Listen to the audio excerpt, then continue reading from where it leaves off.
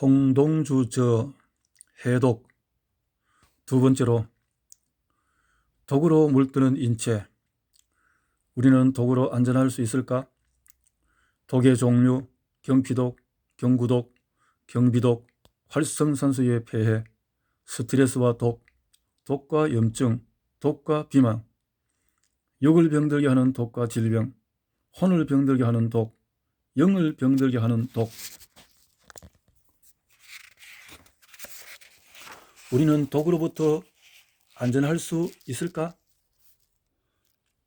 지금은 마치 마귀가 하늘에서 독을 뿌려대는 것처럼 세상에 독이 만연하고 있다. 하늘과 땅이 온통 독으로 가득 차 있다. 그러다 보니 우리가 늘 당연시하던 파란 하늘조차 마음대로 보기가 힘들고 땅이 오염된 지 이미 오래되었다. 만일 식물에게 입이 있다면 우리는 사방에서 들려오는 고통스러운 신음소리를 들었을지도 모른다. 매일 우리의 입에 들어오는 식물들이 그처럼 고통스럽게 살고 있다. 역설적이게도 우리는 그런 환경 속에서 살면서 건강하기를 기대한다. 독이 우리 몸을 감싸고 있는데 과연 건강을 장담할 수 있을까? 이미 안전지대는 사라졌고 우리는 독을 피할 수 없다. 매일 우리 몸으로 들어오는 독은 몸을 갉아 먹거나 녹슬게 만든다. 최대한 빨리 독을 배출해 안전을 도모하는 지혜가 필요하다. 갈수록 독은 더 늘어나고 그것은 우리 주위에 머물다가 인체로 유입될 것이다. 그 결과 우리가 떠안는 것은 알고 있다시피 질병과 고통이다. 어디를 가도 독으로부터 자유할 수 없다. 이렇게 많은 독들이 주변에 널려 있으니 독으로부터 자유롭지는 않겠다라는 그림입니다. 독의 종류는 매우 다양하다.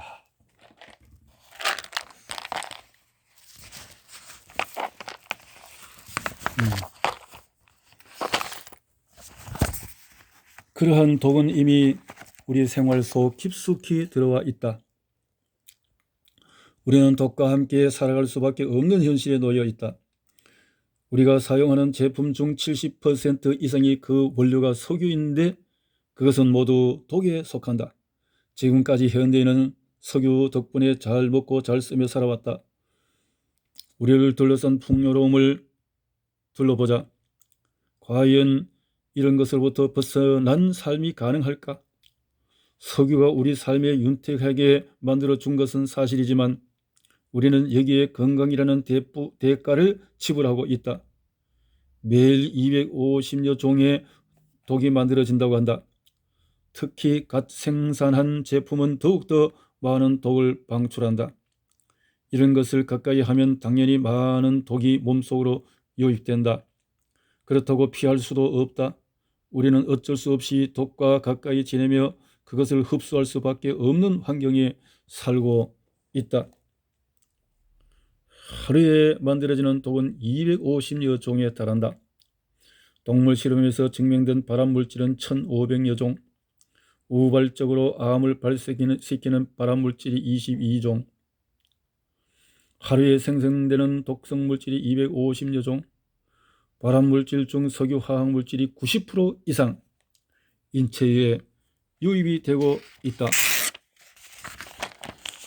먼저 경피독에 대해서, 피부는 외부로부터 내부를 보호하는 기능을 한다. 또한 피부는 호흡, 배출, 흡수를 비롯해 체온을 보호하는 기능이 탁월하다. 피부가 하지 못하는 것이 딱 한 가지가 있는데 그것은 바로 분해이다. 피부는 분해의 효소가 없어서 무엇이든 있는 그대로 받아들여 저장하거나 배출한다. 즉 피부는 오염된 환경에 있으면 오염되고 깨끗한 환경에 있으면 똑같이 깨끗해지는 타이적인 성향을 보인다. 결국 피부가 건강하길 원한다면 피부를 좋은 환경에 노출시켜야 한다. 경피로 흡수되는 독은 경구로 흡수되는 독보다 더 치명적이다. 경구는 소화 기능으로 분해 및 배출이 용이하지만 피부는 그럴 수 없기 때문이다. 가령 피부로 유입된 방부제 파라벤의 경우 여성 유방암 환자에게 거의 다 나타났다. 우리가 매일 바르는 피부 크림 등은 피부를 상하게 만드는 한편 일부는 흡수되어 몸에 저장된다. 이것은 암 전체를 100으로 봤을 때 75%에 해당할 정도로 위험한 요소이다. 그런데 모든 화장품과 욕실용품이 여기에 속한다. 이들 제품 속에 들어있는 환경 오염 물질은 몸을 병들게 한다. 그렇다고 이러한 제품을 전혀 사용하지 않고 지낼 수도 없다. 우리가 독을 피할 수 없는 이유가 여기에 있다. 그래도 가급적 독이 덜하거나 보다 안전한 제품을 선택해 사용하고 경피독을 배출할 방법을 강구해야 한다. 미국 암예방협회 의장 노벨상 수상자 의학박사 사무엘 S. 앱스틴 그의 말은 바람의 주요 원인 75%는 화장품과 욕실용품이라고. 많은 사람이 암의 원인으로 흡연을 지목한다. 여기에다 산업 발달에 따른 환경 오염이 암을 유발하는 데 영향을 준다고 생각한다. 제가 발암물질을 연구한 결과 흡연보다 화장품과 목욕용품 때문에 암에 걸리는 비율이 훨씬 더 높았습니다. 암을 100%로 보았을 때 흡연이 암에 미치는 영향은 25%이고 나머지 75%는 우리가 흔히 사용하는 화장품과 목욕용품 그리고 오염된 작업장에서 비롯됩니다. 사람들은 하루에도 몇 번씩 사용하는 화장품과 욕실용품에 발암물질이 들어있다는 것을 모르고 있다. 즉 사람들은 자신도 모르는 사이에 발암물질에 노출되고 있다. 문제는 우리에게 제품 성분을 보고 발암물질이라고 판단할 만한 지식이 없다는 점이다.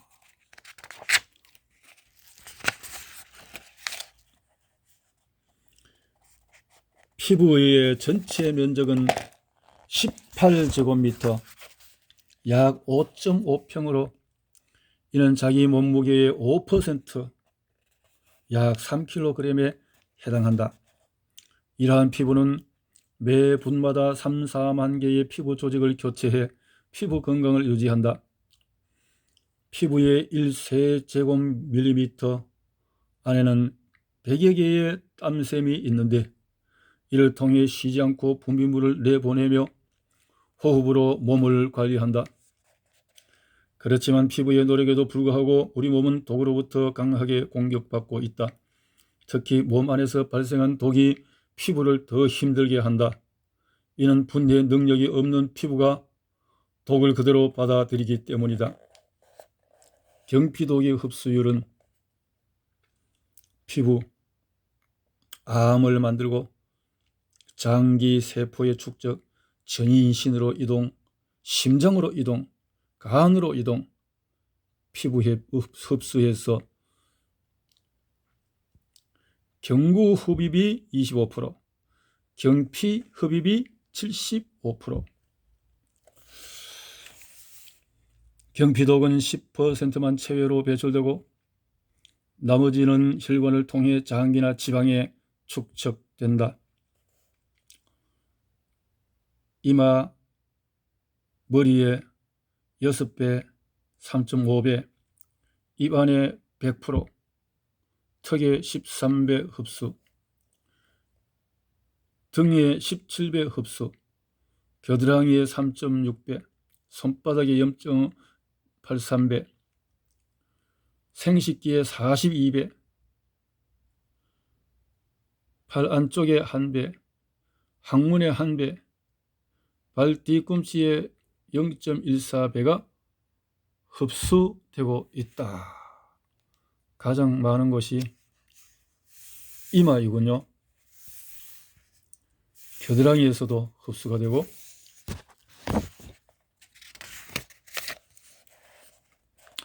경구독은 어떨까요? 우리 몸에 들어오는 독 중에서도 입으로 유입되는 독의 종류와 양이 가장 많을 것이다. 매일 음식을 섭취해야 우리가 에너지를 얻어 살아갈 수 있으니까. 그런데 안타깝게도 우리의 먹거리가 그리 건강하지 않다. 건강을 위해 음식을 먹지만 음식은 대부분 독으로 뒤범벅되어 있다. 재료의 영양을 살리려 있는 그대로 요리하면 맛이 덜하기 때문에 우리는 온갖 첨가지를 넣어서 먹는다. 여기에다 인공 향신료까지 뿌린다. 특히 가공식품에는 변질을 막아주는 보존제와 장기 보존을 위한 방부제를 넣는다. 이는 모두 우리의 입맛을 돋우기 위한 방법이다. 우리의 혀는 이런 맛에 길들여져 있다. 우리는 매일 조금씩 독성을 먹고 있다.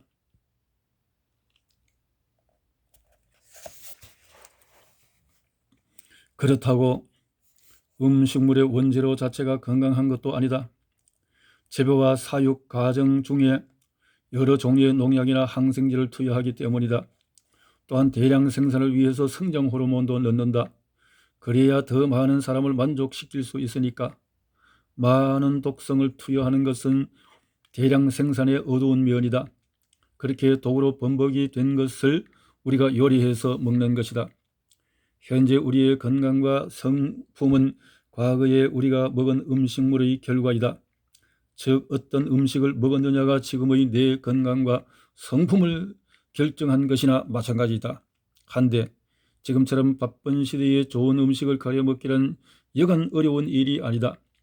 설령 좋은 음식을 먹고자 해도 주위에서 성격이 까다롭다면 핀잔을 주기 일쑤이다. 그러나 내 몸, 내 건강을 위하는 일에는 좀 까다로워도 괜찮다. 입으로 들어오는 모든 독을 피할 수는 없어도 신경 써서 덜 위험하고 보다 안전한 먹거리를 찾아 섭취하는 것이 좋다. 여기에 더해 해독으로 배출하거나 중화하면 건강 유지에 큰 도움이 된다.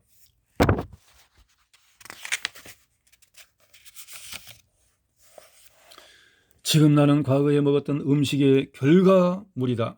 과거의 음식이 현재의 음식은 미래의 나. 우리는 건강하지 않은 음식을 먹는 가축, 우울증, 암, 당뇨, 고혈압에 걸린 가축, 열악한 환경에 분노하는 가축을 매일 혹은 너무 자주 먹고 있다. 축산농가 항생제 오남용이 심각하고 기준치의 1000배가 된다.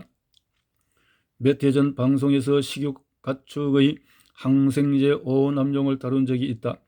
소, 돼지, 닭을 기르는 축산농가의 항생제 오남용이 심각한 수준이기 때문이다. 기준치의 무려 1000배가 넘는 항생제가 검출된 사례도 있었다. 그 내용을 보면 이렇다.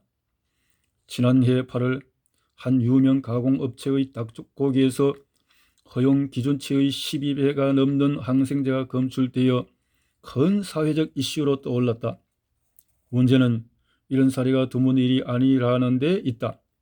실제로 지난해에 국립수의과학검역원이 국내산 육류를 대상으로 항생제 잔류 검사를 시행한 결과 허용 기준치를 초과해 부적합 판정을 받은 비율이 일본의 11배에 달했다. 허용 기준치의 1000배가 넘는 항생제가 검출된 쇠고기도 있었다. 항생제가 남아있는 고기를 장기간 섭취하면 항생제 내성이 생겨 질병 치료가 어려워진다.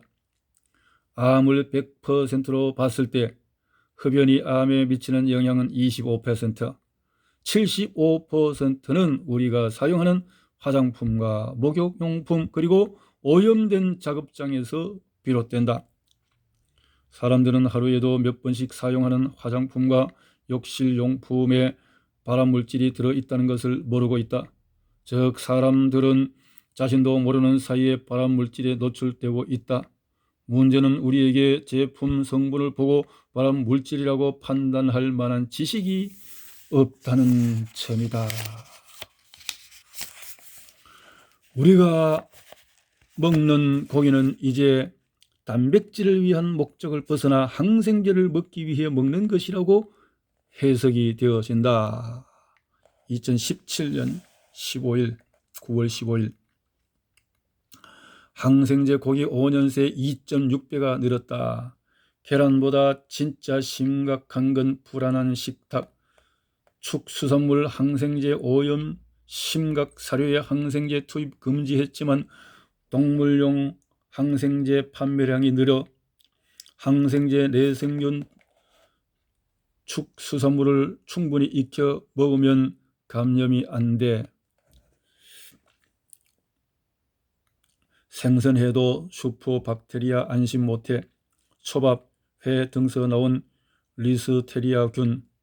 한국식품연구원이 지난 2월 시중 유통되는 초밥과 회 등 수산물에서 27개 리스테리아균을 검출해 분석한 결과 27개 균 모두가 옥사실린, 암피실린 등 4종류 항생제의 내성을 가진 것으로 나타났다.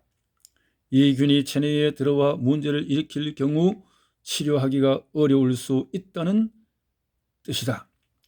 전국 개고기 64%에서 항생제가 검출되고 동물자유연대 건국대 개고기 조사 사상 첫 전국 규모 93곳 검사 결과를 보고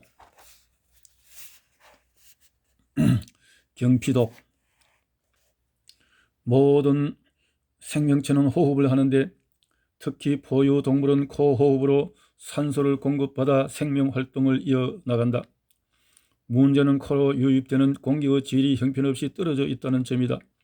실제로 산업화의 부산물인 배출가스와 분진이 여과 없이 체내로 들어오고 있다. 이것은 거의 다 중금속에 속한다. 중금속은 무거운 석유 화학물질로 몸 안에 유입되어 쌓이면 잘 배출되지 않는다. 무엇보다 이것은 신경을 교란시키고 호르몬 대사에 악영향을 끼쳐 큰 질병을 일으킨다. 근래에 대두된 미세먼지는 배출 오염물질로 이미 사회적 이슈가 된 지 오래이다. 초미세먼지의 경우 세포 안까지 파고들어 변이 유전자를 만들기도 한다. 이 변이 유전자는 비정상세포로 변질되어 암으로 발전한다. 경피의 경우에는 안전한 제품을 선택하거나 안전하지 않은 제품의 사용량을 줄이면 독의 해가 줄어든다. 경구도 먹거리를 잘 살피고 신경을 쓰면 어느 정도 피해를 줄일 수 있다. 하지만 경비는 다르다. 대기 중에 오염물질이 있으면 그것은 당연히 코호흡으로 체내에 들어온다. 인간이 호흡하지 않고 살 수는 없다. 앞으로 경비독이 증가하는 것은 물론 온갖 관련 질환이 속출할 것으로 보인다.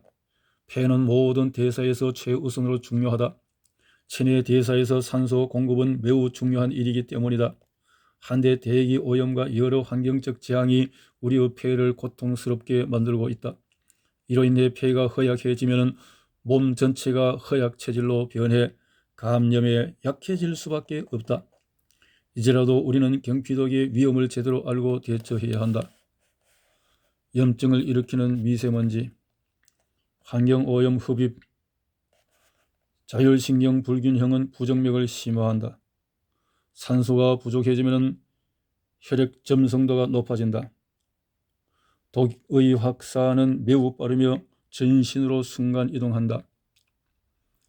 신경세포가 손상되면 치매와 우울증, 조현병이 발병한다. 머리는 내분비 교란 발생, 폐는 호흡기로 1차 유입, 심장은 순환기로 2차 유입, 전신 신체로 3차로 확산이 되어진다. 활성산소의 폐해는 활성산소의 폐해에 관한 정보는 너무 널리 알려져 있다. 그러나 그 기전을 아는 사람은 많지 않다. 우리가 평소에 들이마시는 호흡 속 산소의 양으로는 활성산소 문제가 일어나지 않는다. 만약 그것이 문제가 되었다면 인간은 벌써 지구상에서 사라졌을 것이다. 그 정도의 산소량은 오히려 몸에 유익하다. 유기 대사에 산소가 반드시 필요하기 때문이다. 이 대사 과정에서 약 2%의 대사 찌꺼기가 만들어지는데 이것을 활성산소라고 부른다. 이 활성산소는 인체의 면역이 병원체나 이물질을 제거하는 데 사용한다. 또 살균 기능으로 인체를 보호하는 역할도 한다. 이것은 활성산소의 아주 유익한 작용이다. 그림을 보겠습니다. 내가 너에게 주는 선물, 이게 뭐예요? 암세포, 면역세포가 인체 시 대사 시 발생한 이 불의 활성산소는 오히려 암세포를 죽이지만 그러나 과하면 독이 된다. 그 말이죠. 만약 이 좋은 활성산소까지 제거하면 몸은 균에 감염되고 이물질로 범벅이 되어 만신창이가 될 것이다. 문제는 활성산소에 유익하지 않은 작용에 있다. 과유불급이라고 활성산소의 과잉 생산은 오히려 몸을 나쁜 쪽으로 기울게 한다. 심하면 몸을 너무 산화시켜 녹슬게 한다. 철이 녹쓰는 것과 같은 현상이 일어나는 것이다. 이것은 세포 속 유전자인 DNA를 부숴 돌연변이 세포를 만들므로써 암이 생성되는 원인으로 작용한다. 끔찍하다.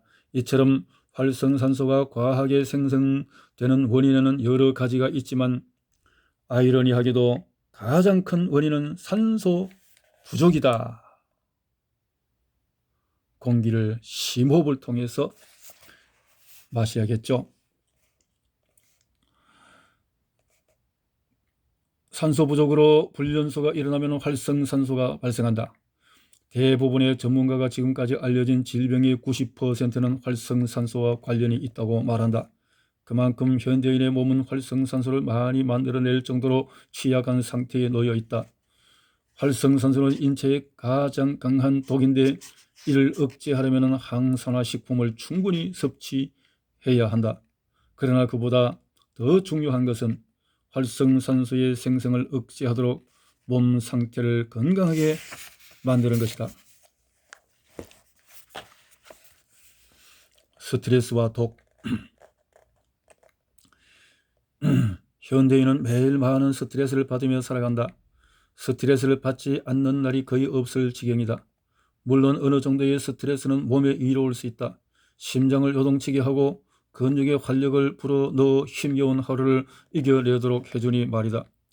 그러나 일정선을 넘어가면 이것은 오히려 질병이 되어버린다. 만성 스트레스는 우리 몸을 지치게 만든다.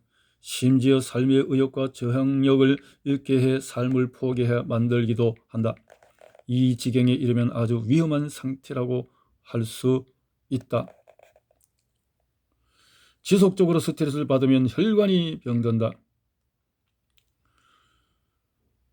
혈관이 좁아지고 탄력을 잃어버리면 전신의 혈액 공급 문제가 발생하고 세포는 굶주리고 만다. 이때 뇌의 중앙에 있는 뇌하 수체는 매우 바빠진다.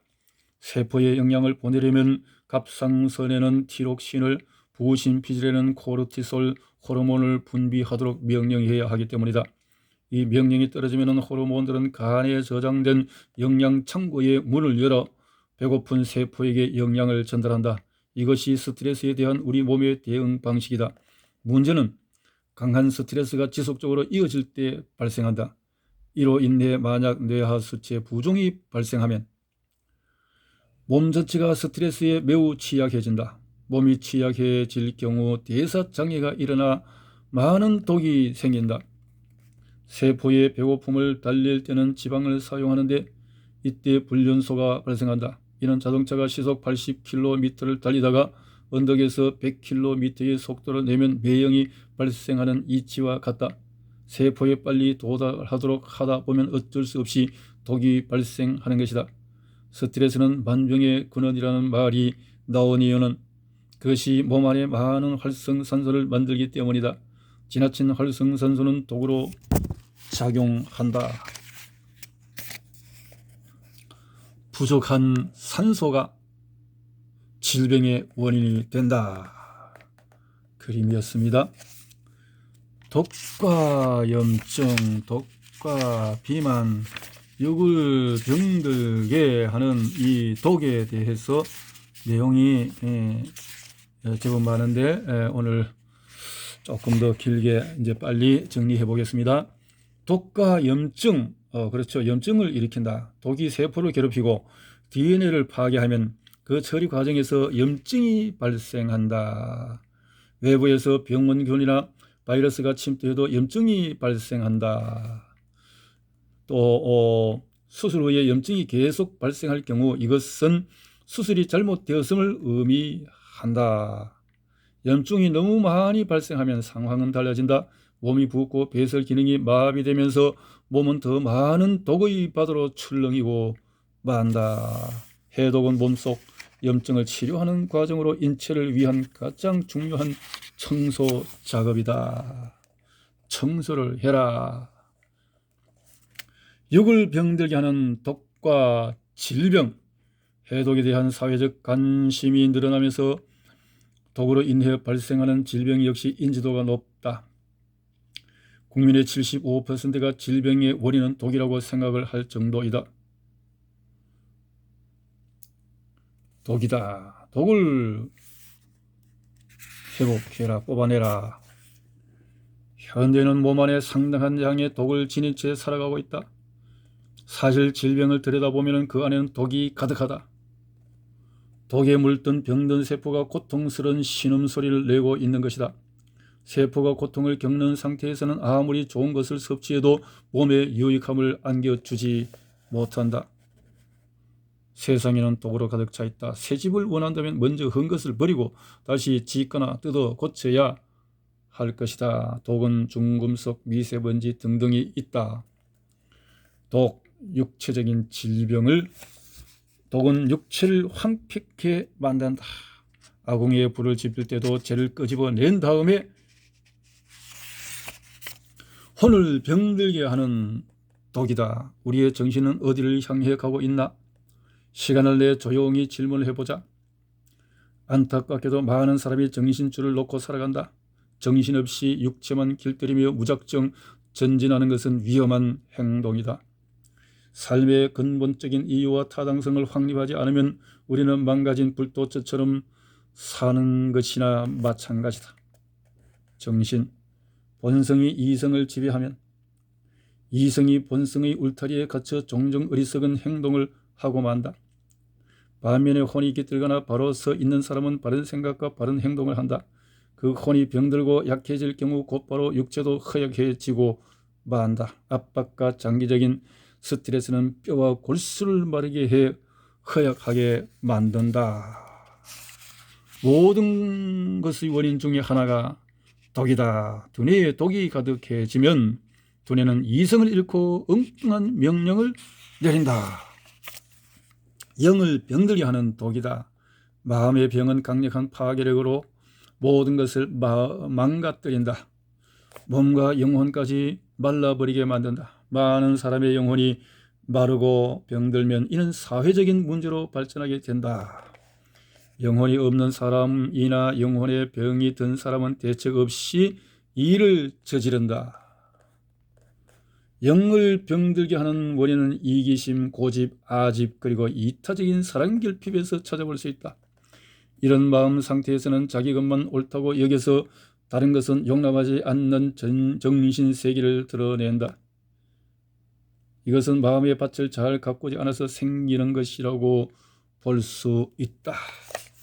몸이 건강하기를 바란다면 먼저 정신부터 올바르게 가꿔야 할 것이다. 사람의 종교적 신념은 굉장한 힘을 지니고 있다. 인간 스스로 무언가 해답을 찾으려 하니까요. 항상 바르고 옳은 것을 갈망하고 기도하는 습관을 들이면 영혼을 더럽히는 독으로부터 해방될 수 있다. 해독은 정답은 없지만 그 해법은 많다. 많은 궁금증과 의문점을 해소해주는 명쾌한 해법은 우리를 올바른 해독의 길로 인도한다. 여기까지 제2장을 마무리했습니다.